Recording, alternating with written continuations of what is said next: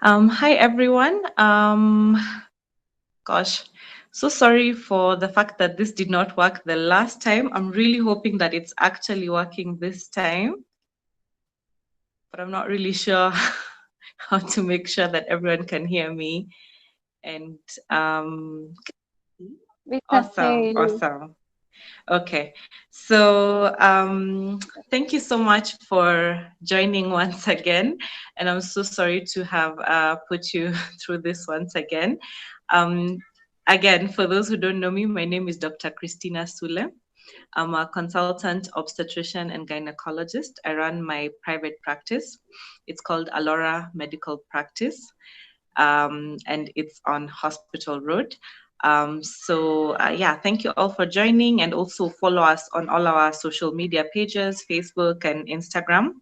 And so I'll just get right to it because we're a little bit late. We're running about 10 minutes late on time.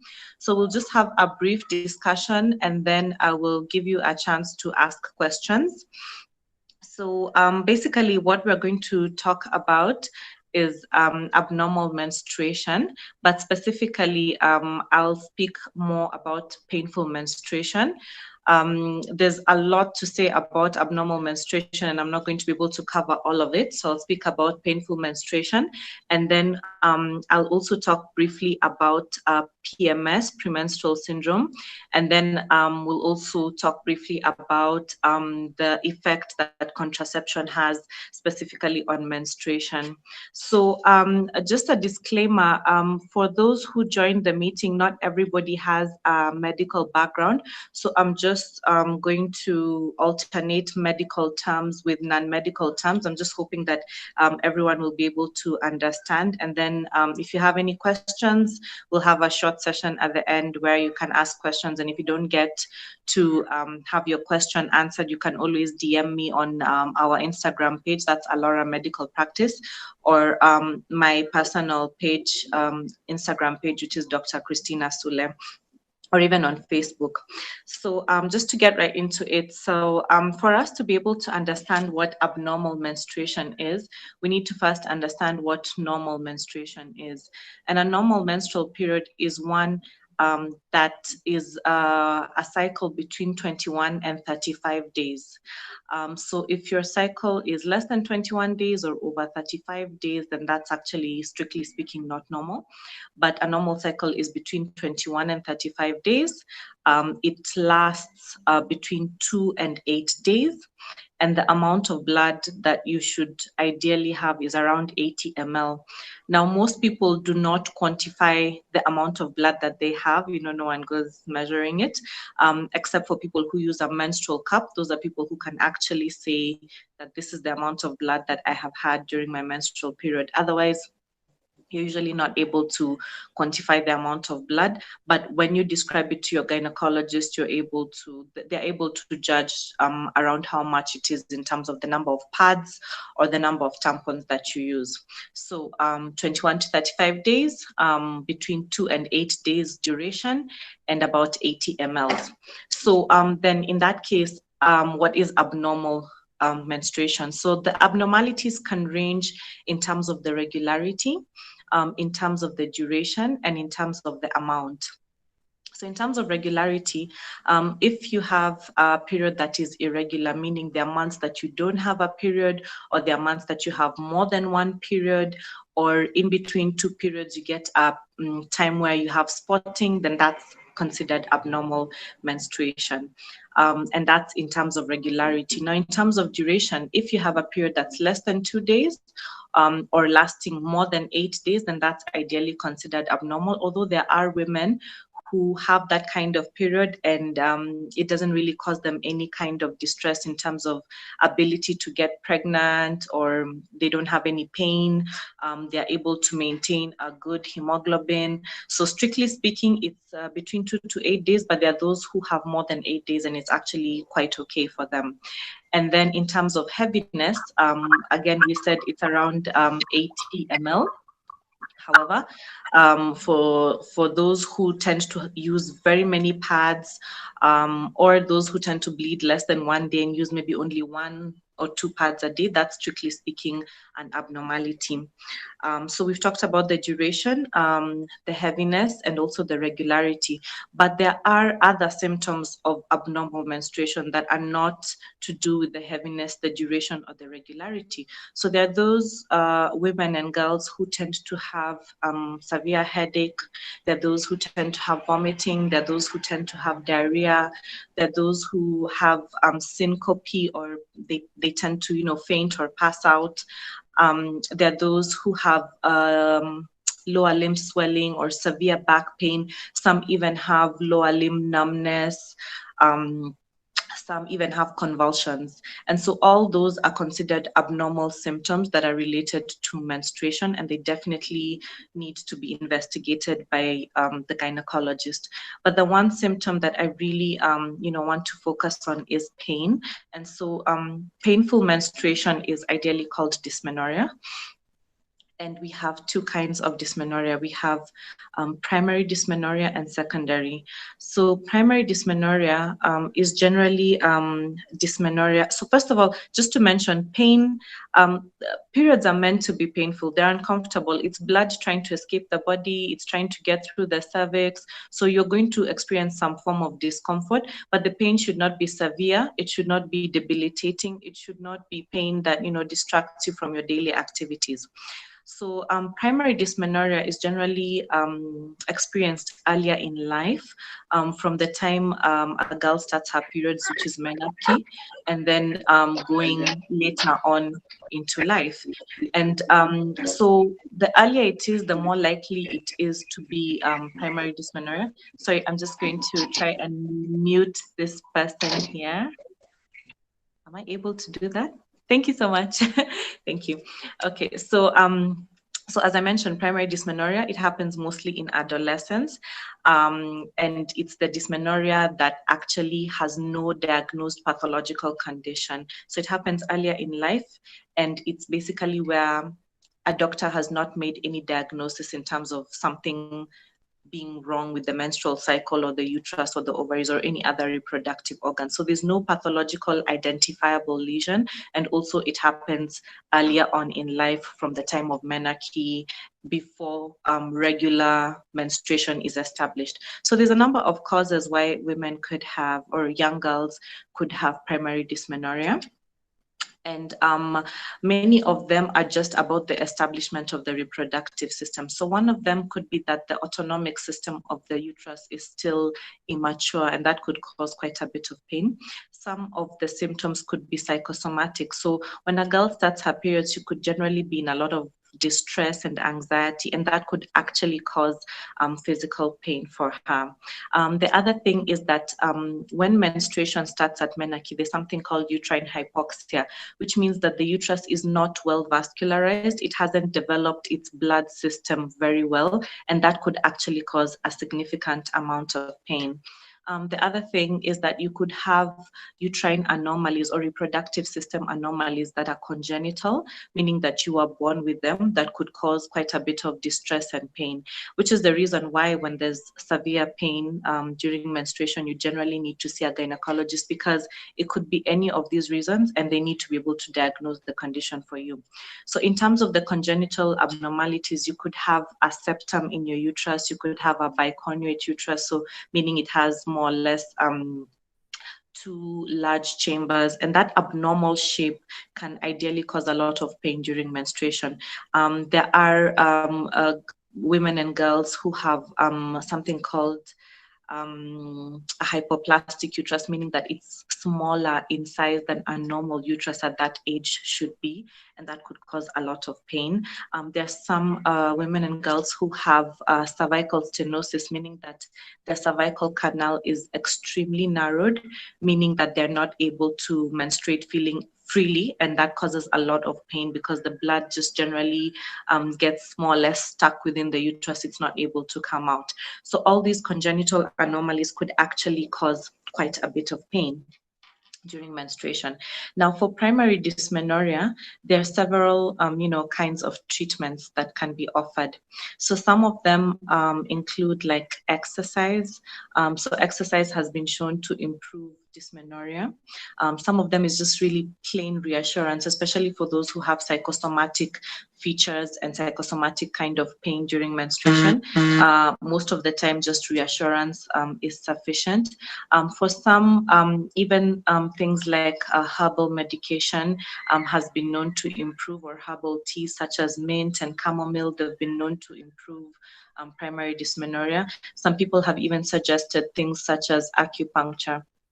Now, I'm not a herbalist and I'm not an acupuncturist, so I can't really vouch for these methods as a way to improve dysmenorrhea, but it has been documented, although extensive studies have not been done.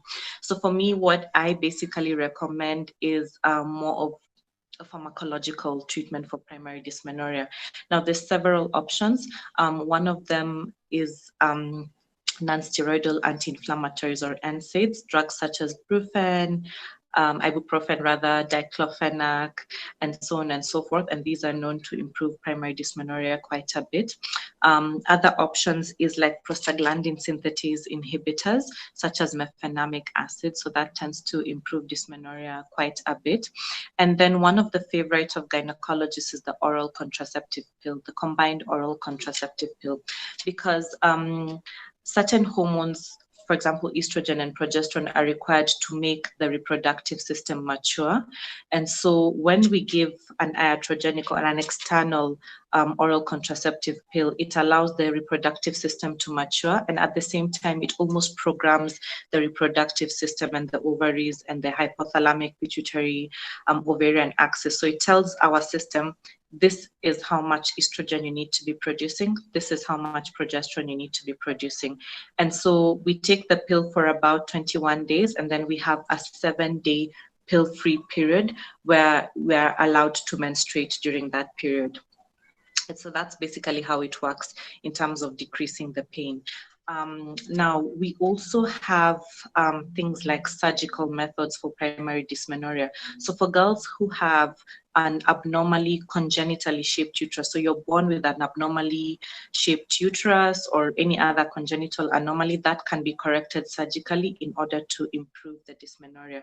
So for example, if your cervical canal is very narrow or stenosed, then you can have it surgically widened. There are some people who have to go even as far as neurectomy, meaning there are certain nerves that innervate the uterus and the pelvis that have to be transected because the dysmenorrhea is very severe. So that's basically about primary dysmenorrhea. Now, secondary dysmenorrhea is dysmenorrhea where it was either previously not there or now a pathological entity has been identified. So basically, these are women who have uterine fibroids, endometriosis, pelvic inflammatory disease, adenomyosis, uterine polyps, or other cervical infections and issues that could be causing severe dysmenorrhea. And these are basically diagnoses that are made by gynecologists. Now, why I'm insisting that you must see a gynecologist when you have such conditions is because you do not know whether you have primary dysmenorrhea or secondary dysmenorrhea. And there are several studies that have been done, including studies in Kenya, that show that endometriosis is something that affects even very young girls as early as menarche, as early as the age of 12. There are studies that have been done that have shown that the severe dysmenorrhea that girls experience can actually almost be directly attributed to endometriosis. And as you all know, endometriosis is basically where the lining of the uterus escapes the uterus and now goes to a new site, such as the ovary, the top of the uterus, the bladder, the rectum, or any other site. It could go to somewhere as ectopic as the lungs or even the brain. And when it goes to this new site and the hormonal composition is correct and the time of the month comes, then it ideally bleeds in this new site, and it causes a lot of pain and inflammation and scarring in that new area, which is basically what contributes to the severe dysmenorrhea. So all these conditions need to be diagnosed by a gynecologist and they need to be treated. And so, don't take dysmenorrhea lightly. You would rather have your gynecologist assure you and say, look, this pain is something that can be managed, with an NSAID, there's nothing to worry about, then, get to the age of 30 and then discover that you actually had a congenital uterine anomaly, which was causing you so much pain. Okay, so that's basically about dysmenorrhea. And so now we will quickly go into the premenstrual syndrome. So premenstrual syndrome is a psychoneuroendocrine disorder, meaning it has a psychological or a psychiatric aspect. It also has a hormonal aspect to it. And that's why diagnosis of premenstrual syndrome is a very difficult diagnosis. It's actually included in the DSM-4 and 5, which is basically where psychiatric disorders are described. So it's basically something that requires a team management between a gynecologist and a psychiatrist. And there's basically 4 main criteria that are able to tell that this is actually premenstrual syndrome and nothing else. And so one of them is that the gynecologist must be able to rule out that there's no other pathological reason or diagnosis that could be causing the symptoms of the PMS. So, for example, if you have a psychiatric condition or you suffer from bipolar or depression, then it becomes very difficult to diagnose PMS because it could be that the symptoms that you're facing, sorry, it could be that the symptoms that you're facing are because of the psychiatric disorder that you're having. So number one, there should be no other pathological disease that is identified. Second thing is that PMS only happens during the luteal phase of the cycle, meaning that you must have ovulated first before you have PMS. So if the symptoms that you're experiencing come prior to ovulation or prior to the mid-cycle, that is not PMS. PMS only happens during the luteal phase of the cycle. The other thing is that the rest of the cycle, other than the luteal phase, needs to be absolutely normal, meaning that if you have symptoms in the first half of your cycle, that is not PMS, and also you have to be completely symptom-free in the time prior to ovulation for it to be diagnosed as PMS. And the last criteria is that the symptoms that you're receiving should be so severe enough to disturb your lifestyle, disturb your daily activities, and just generally the way you conduct your life. So if you just get a little bit moody around the luteal phase of your cycle, yes, it might be PMS, but it needs to basically be something that can completely disturb your lifestyle for it to be considered PMS and for it to warrant treatment. Now, there are several symptoms of PMS, and they're basically attributable to 3 main things. Some of the symptoms are attributable to water retention. Other symptoms are attributable to behavior. Oh, sorry, you can't hear me. Let me just increase the volume. Can you hear me now? Am I more audible? Barbara, maybe you can tell me if everyone can hear. We can't hear you well. You can't hear well? Okay, let me just try and adjust my volume. How about now? Should I speak a bit louder? Is it better? Yes, much better. Better, yeah? Okay, let me get closer. Yeah, that's okay. We can hear. Okay, let me get closer to the camera. So I was saying that the symptoms of PMS can be attributed to 3 main factors. One of them is water retention. The other one is just behavioral symptoms, and the other are neuropsychiatric. So the symptoms that are attributable to water retention are like breast tenderness, lower limb swelling, and weight gain during menstruation. And then the ones that are more attributable towards neuropsychiatric issues are like anxiety, tearfulness, increased appetite, irritability. So basically, we need to understand PMS very well. Just because you're irritable during your period doesn't mean that you have PMS. And it's actually really unfair to tell someone that you have PMS because you're irritable, because sometimes it's just pain. Sometimes they have a neuropsychiatric disorder that could be causing the symptoms. And then finally, those that are attributable to behavioral symptoms are like dyspareunia, tiredness, fatigue, and so on. And so there's a way to confirm PMS, that one has PMS.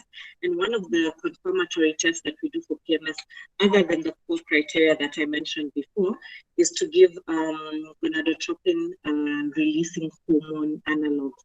So they usually come in an injectable form, and they're given at once a month injections for 3 months.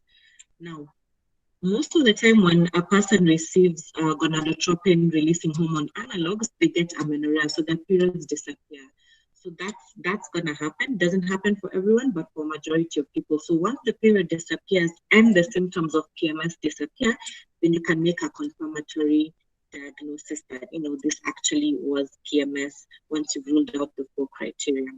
And so what are the treatments then available for PMS?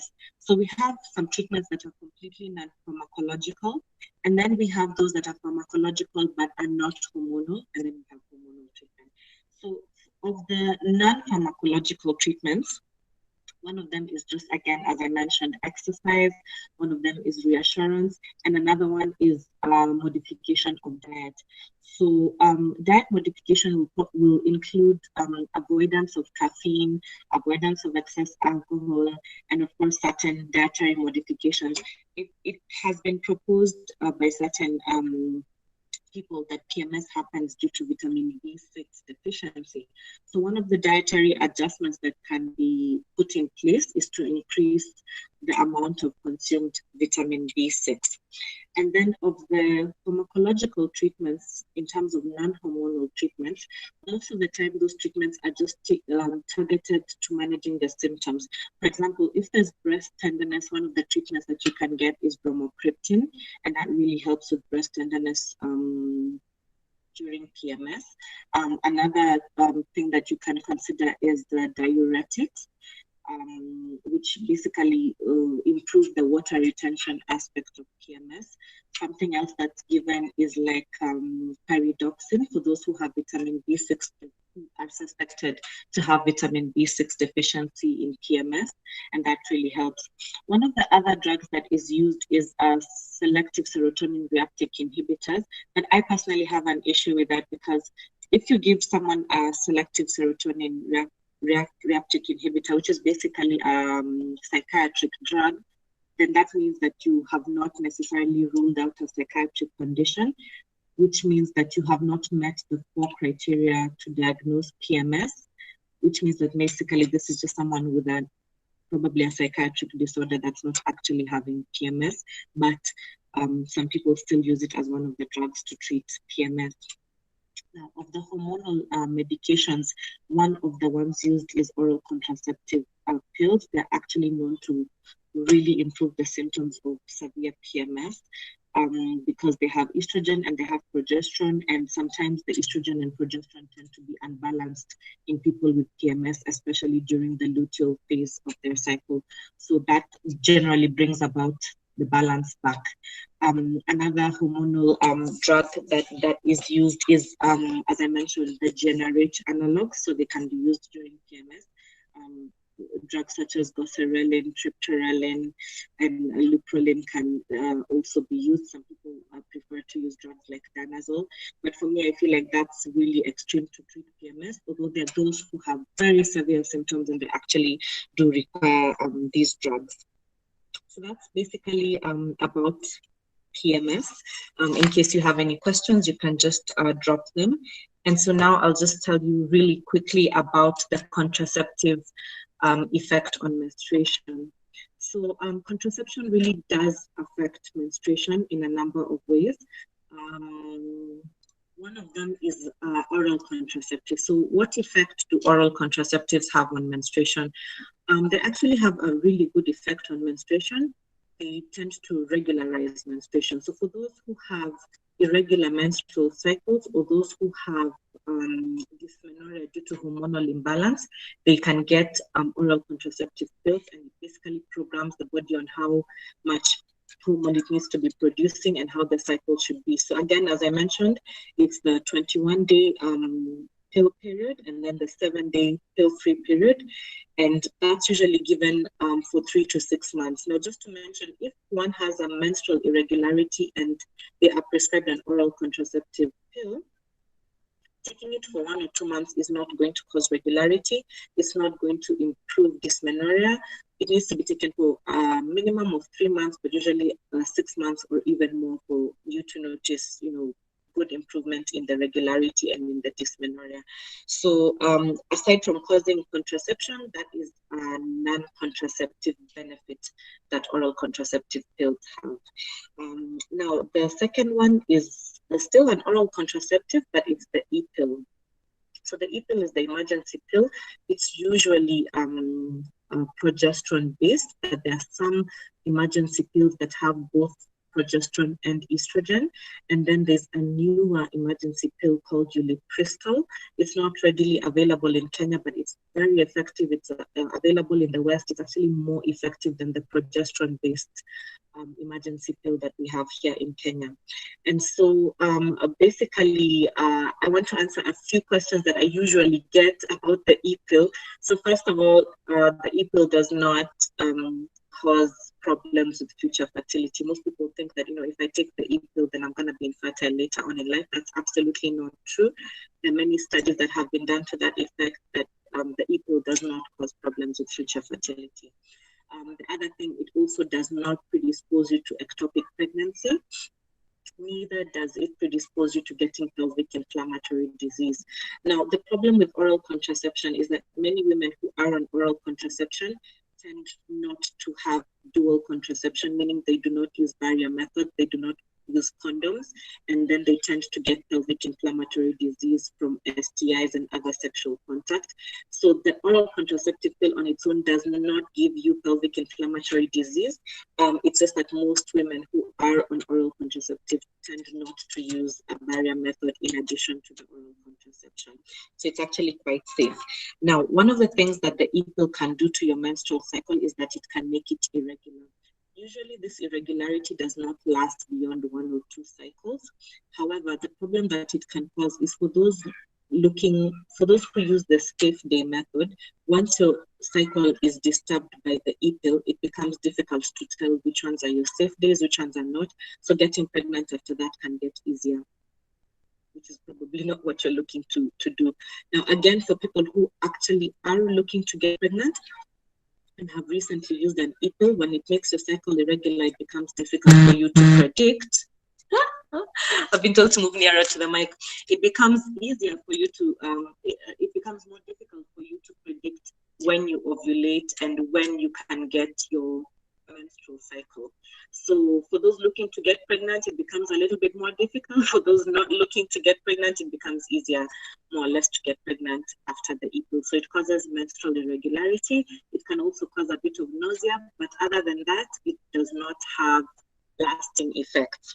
Now, the other form of contraception is the copper IUCD, or intrauterine contraceptive device. So the copper IUCD can have a number of effects. One of them is menorrhagia, which is increased menstrual bleeding. So your cycle could tend to be a bit heavier than what it was before. There are studies that have been done that show that having a copper IUCD can increase the vascularity of your uterus, and that's probably what causes the bleeding. It can also cause inflammation. It's a foreign body within the uterus, and actually its contraceptive effect is because of inflammation, so that could also increase the amount of bleeding. So basically, you're going to get heavier cycles. You can also get intermenstrual bleeding or spotting with the copper IUD. It's actually very common. Also, you can get a lot of dysmenorrhea with the copper IUD because it's a foreign body. The uterus tends to contract a lot to try and expel it, and that can cause quite a bit of pain. So that's the effect of the copper IUCD. Now, I'm just going to put on my microphone because I can hear my daughter coming into the room. Sorry,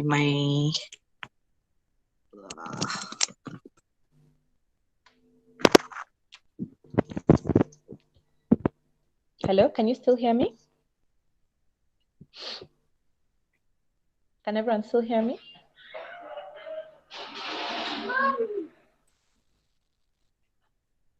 Please let me know if you can hear me. Yeah, the mic is now perfect. Thank you. Okay, excellent. Right. Okay. Thank you so much. So, yes. So I've mentioned about the combined oral contraceptives and the copper IUCD in terms of the effect that they have on menstruation. Now, the other thing, and the e-pill as well. The other thing is the progesterone-based contraception and the effects that they have on menstruation. So generally, what progesterone does to the reproductive system is that it causes the endometrium or the lining of the uterus to be really thin. The work of progesterone is to thin out the endometrium. Remember, progesterone is the pregnancy hormone, and during pregnancy, you should not be having, a thick endometrium. So once it thins out the endometrium, that basically causes the contraceptive effect. So the endometrium is so thin that actually implantation cannot happen. And of course, having a thin endometrium, which is what gets shed during the menstrual cycle, can cause can cause amenorrhea. So basically, your menstrual period could be completely absent, or it could be extremely light, or you could just have spotting, and that's basically exactly what progesterone-based contraception does. Whether it is the progesterone-based IUD, which is called the Mirena, whether it is the depot progesterone injection, the 3-monthly injection, that can cause the same symptoms, whether it is the oral progesterone pill, all those cause the same effect. They cause the lining of the uterus to be really thin. They cause either amenorrhea or very light menstruation or spotting, and they cause a lot of irregularity. Oh yeah, and that includes the progesterone implant, which is the Jadel or the Implanon. So all those can give you menstrual irregularity, can give you spotting, can give you amenorrhea, complete absence of the period.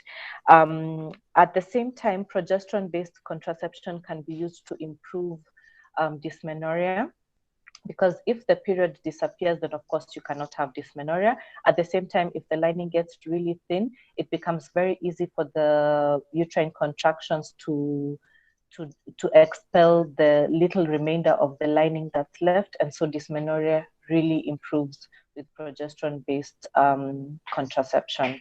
So I hope I've managed to answer a lot of your questions that you may have had in your head about the effect that contraception has on menstruation, and also about PMS and abnormal menstrual bleeding.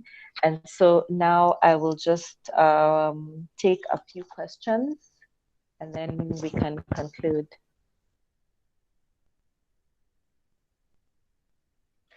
So I'm not really sure how I'm going to take the questions. I don't know if you'll actually ask them. I can see a chat box. Yeah. Okay, There's let me one just. question. Yes, go ahead. There are two from the chat box. The first one is, what about the next plan-on implant for 3 years? They're asking about. Someone is asking about it. Like, what is its effect?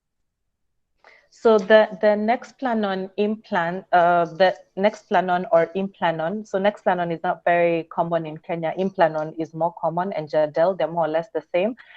Basically, that is a progesterone-based contraception. It's one silicone stroke plastic rod that's inserted subdermally. It lasts 3 years. It releases a small amount of progesterone every day for 3 years. The effects that it causes on menstruation is that your period could disappear completely, as I mentioned, with all progesterone-based contraception. You could have amenorrhea, you could have very light menstrual bleeding, you could have irregular or erratic spotting. Those are some of the things that you can get. Ideally, most of the time, it does not cause dysmenorrhea. So those are the effects on menstruation. Of course, it has other effects on the body, like weight gain, acne, low libido, headache, and other effects. But on menstruation, mainly it's irregular bleeding, spotting, and amenorrhea. Okay. And someone else is asking, what would you advise on to get? Is it Implanon or copper IUCD? And which one of the two is cheaper? Contraception is a very, very personal choice. It's really up to you and also your sexual partner.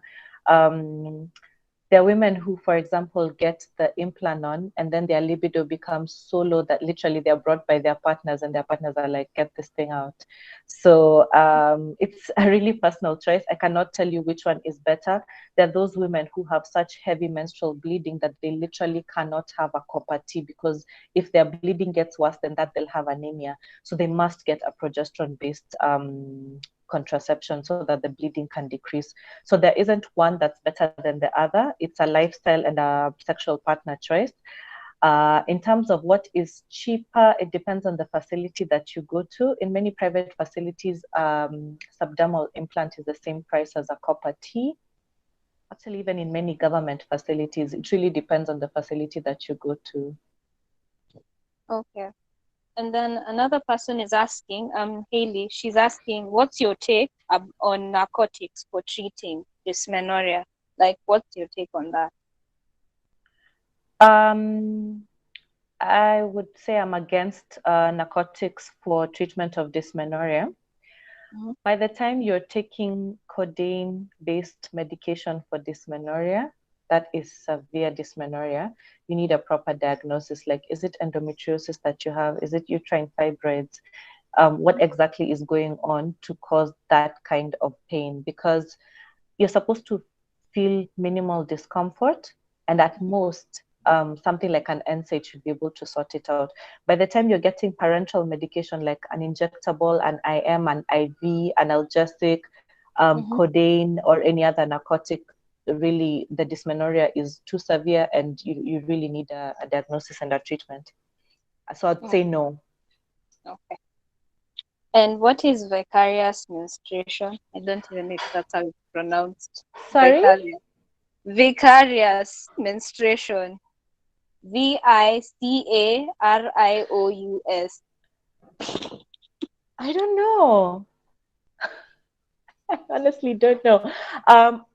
I'm going to honestly, I have no idea. I'm going to assume that it's so there's something called concealed menstruation. Like, for example, when girls have an imperforate hymen, and then they menstruate, and so they develop abdominal swelling and severe pain, especially, it's a cyclical monthly pain and abdominal distension because the uterus gets larger and larger, and then they have hematometra. And so when it's actually diagnosed, there's an incision that needs to be made on the hymen for those who have imperforate hymen to allow all that menstrual fluid to come out, and also ensure that their cervical canal is patent so that they can continue menstruating and in future they can get pregnant. That's what I'm thinking it is, although I could be completely off because I haven't heard of it. Okay. Then Humphrey is asking, in your experience, which are the best hormonal and non-hormonal contraceptives? So in terms of So in terms of non-hormonal contraception, it's either condoms or IUCD, or copper IUCD, or abstinence. There's no other non-hormonal contraception available, and of those, I can't really tell you which is better than the other. For some, the copper IUD works very well, but for some, condom use works very well. For some, their partners will decline condom use, which is actually very wrong, because ideally you should use a condom no matter what contraception you're on. So those are the non-hormonal ones. It's difficult for me to say which is better, which is not. For example, if you have a latex allergy, then really a latex condom is not for you. So that's one thing. Now, in terms of the hormonal ones, let me not say what is the best, but for me, a good contraceptive is one that gives you non-contraceptive benefits. And one of the non-contraceptive benefits includes treatment of dysmenorrhea or treatment of irregular menstruation. So one of the hormonal contraceptive that I find gives the most non-contraceptive benefits is the Mirena, which is the hormonal IUCD. So basically, not only does it treat heavy menstrual bleeding, it makes the menstrual bleeding very light, it treats dysmenorrhea, it treats endometriosis. It's even suggested as one of the treatment for uterine fibroids.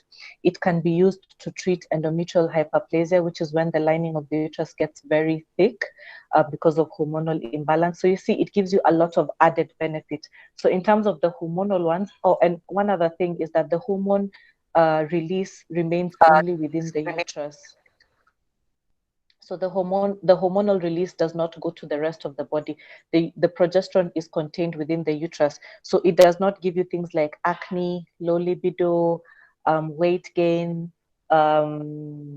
headaches, and all that. So it gives you minimal side effects with the maximal contraceptive benefit. It's 99.99% effective, and it has a lot of non-contraceptive benefits. So in terms of hormonal contraception, I would say the best is Mirena.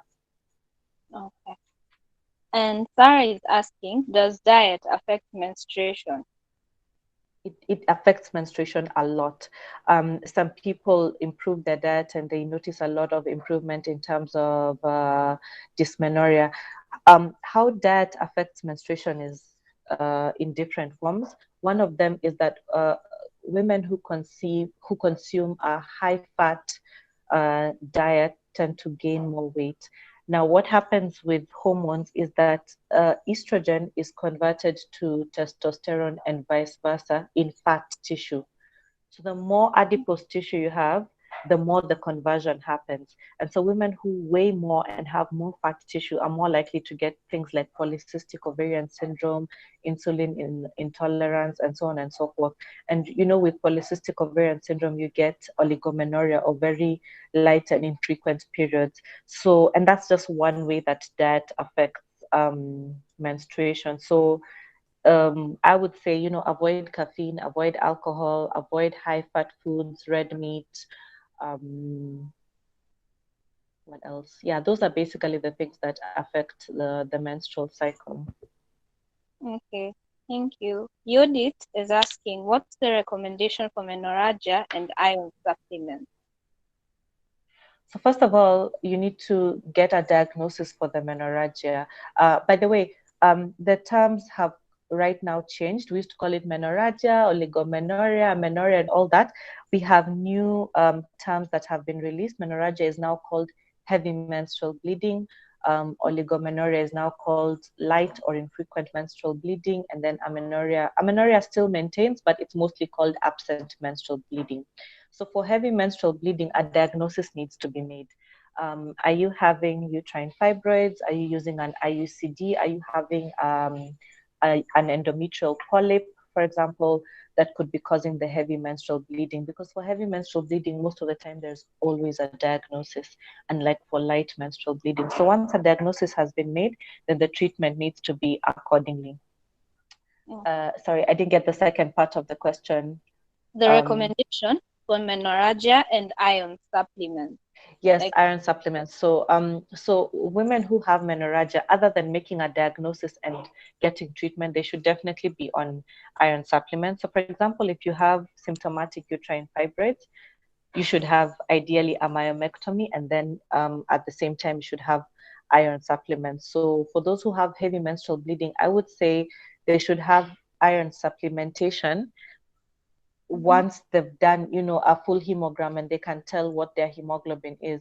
So if you don't have iron deficiency anemia or your hemoglobin is normal, then even though your menstrual flow may be heavy, I would not recommend iron supplementation if, you know, your body is managing the heavy menstrual bleeding on its own. Okay. So Mudhani is asking, what about dyspareunia? Kindly talk about some of the causes of dyspareunia. Okay, that is beyond our discussion today because we're talking about dysmenorrhea and not dyspareunia. Dyspareunia has very many causes. Some are psychological, some are infective, some are even congenital abnormalities. Some are even sexual dysfunction. There are some women who are unable to achieve lubrication during sexual intercourse. There's some who are unable to achieve arousal, and all that can cause dyspareunia. Some women have cervical or vaginal infections like vaginitis, cervicitis. Some women have pelvic inflammatory disease. Some women even have vaginal and rectal endometriosis that causes dyspareunia. So that is a completely different topic with different causes. I could talk about it for an hour. Okay. Haley is asking, does the hormonal contraceptive increase coagulation of blood?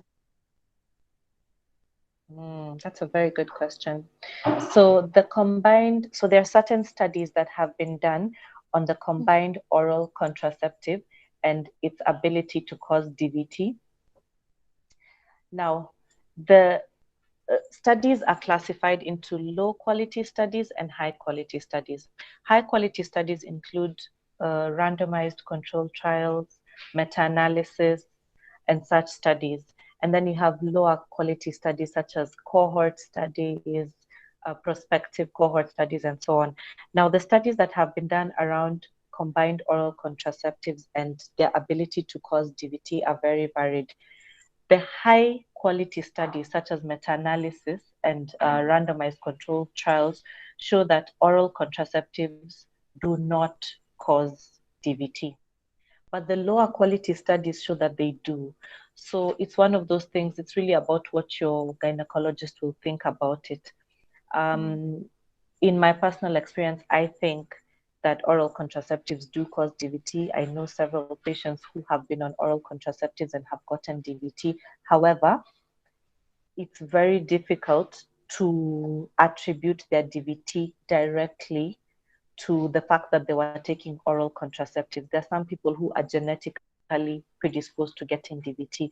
There are some people whose occupation is very sedentary. They tend to sit a lot. And so they are also taking an oral contraceptive. And so you don't know whether their DVT is coming because of their sedentary lifestyle or because of the fact that they're taking an oral contraceptive. So basically, let me just say it's inconclusive because the high level studies say that OCPs do not cause DVT, but the low quality studies say that it does. Thank you. Sarah is asking again, does Implanon cause dysmenorrhea? No, it does not. In fact, it can be used to treat dysmenorrhea. Oh, okay. Thank you. Valkid is asking, for polycystic ovarian syndrome, do you recommend someone to be on the combined oral contraceptive for long? So the combined oral contraceptive can be used to treat polycystic ovarian syndrome. However, it depends on what exactly you're treating. With polycystic ovarian syndrome, we have two forms of management. There's management for those who do not want to conceive and for those who do want to conceive. So you know that polycystic causes infertility. So for those who want to conceive, the line of treatment is completely different. For them, we usually give ovulation induction medication. So basically, we are targeting their ovary and we're trying to make them get pregnant. But there are those who have polycystic and they're not looking to get pregnant. So for those, we usually manage symptoms. What are the symptoms? You can get acne, you can get hirsutism, you can get central obesity, you can get oligomenorrhea, male pattern baldness, and so on and so forth. So for those, we manage their symptoms. Now, for those who get oligomenorrhea or infrequent menstrual flow with polycystic, sometimes we can give them oral contraceptive medication to be able to regularize their cycle because maybe that's the symptom that is causing them the most distress. So it can be used to treat polycystic, but it will not resolve the entire syndrome of polycystic. So for example, if you have acne, then the oral contraceptive pill is very good at treating the acne that comes with polycystic. But if your major issue with polycystic is, for example, obesity, then you're not going to use the oral contraceptive pill to treat the obesity. Okay. Am I making you. sense? I hope I've answered that question. Okay, Lavine, this is the second last question. Lavine is asking, what do the various period blood colors say about one's health? Like sometimes they're brown, sometimes they're red. Yes. Oh my God. That's a very good question. I've never actually thought about that very much. But something that I can say is this. If you have very dark menstrual flow, this is basically blood that has stayed in your uterus or in your reproductive system for a while. And so it might mean that it's not flowing at the rate that it should. However, throughout your, 3 to 7 days of menstruation, the blood changes. Sometimes it starts out dark and then you have fresh blood, because that's now when the arteries and the arterioles are open and they're able to, release the arterial blood. So you'll find it's bright red. And then the darker one sometimes can be venous blood, or it could mean that, the blood has stayed in the reproductive system and only now it's coming out. Now, in terms of pathologies, I'm not able to tell you that, if your blood is dark, then you have this condition, or if your blood is light, then you have this condition. It doesn't signify any pathological conditions. But it just represents how your body is physiologically reacting to the menstrual cycle. So it's either the arterial blood or the venous blood, or an inability of the blood to escape quickly from the reproductive system. I think that's how I can answer that question best. Okay, thank you. So it's a very unique question. So Winnie is asking, is it true that people who have painful cramps will have easy contractions during labor when they're delivering? No, no, it's not. I understand where that question is coming from, because it's like asking, does the uterus develop muscle memory? Meaning, like, if you have your uterus tends to contract a lot during menstruation, does it mean that now when you're having a delivery, you will have, very good contractions, and, there'll be more or less painless and you'll have a good delivery? It has absolutely no bearing on delivery. Something that I will mention, which seems a bit of a digression, for those women who have severe menstrual pain, if you'll be told that, after you have a baby, then your menstrual pain will get less. And sometimes that's actually true. But the reason why that happens is this.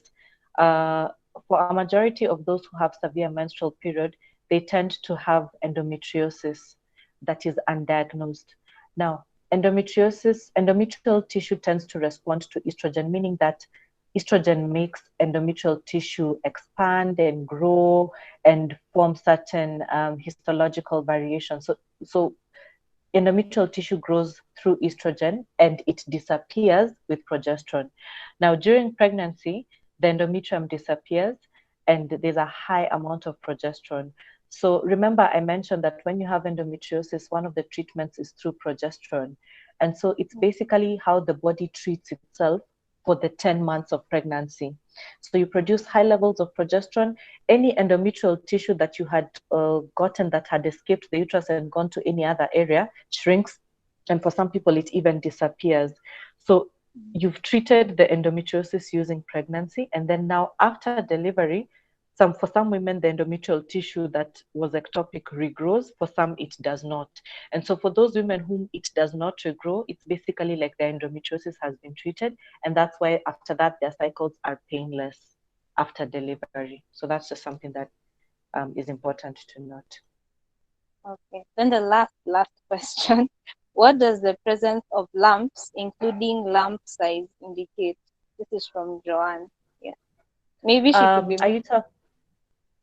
Maybe she could speak out and be a bit more specific. John, do you mind telling us? Are you talking of breast lumps or blood clots in menstruation?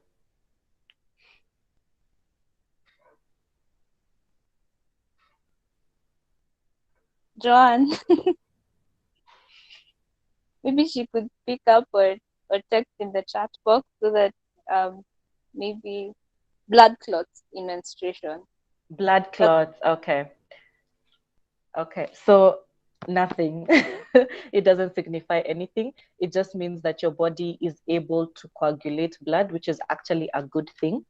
Now, blood clots become a problem in menstruation when the clots are too large and when they are accompanied by severe dysmenorrhea. So if your clots are very big and now they're looking like chunks of liver, and also, of course, for them to be able to escape your reproductive system, they cause a lot of pain. That's something that needs to be looked into, and you need to get a diagnosis. But ideally, little clots of blood is absolutely normal during menstruation. Doesn't mean anything. And also, if you don't get those clots, that's still normal. Okay, thank you. So yes, that was the final question. I think all the Okay. questions have been answered very well, and it Okay. has been a very it's been an enlightening session. Thank you so much, Dr.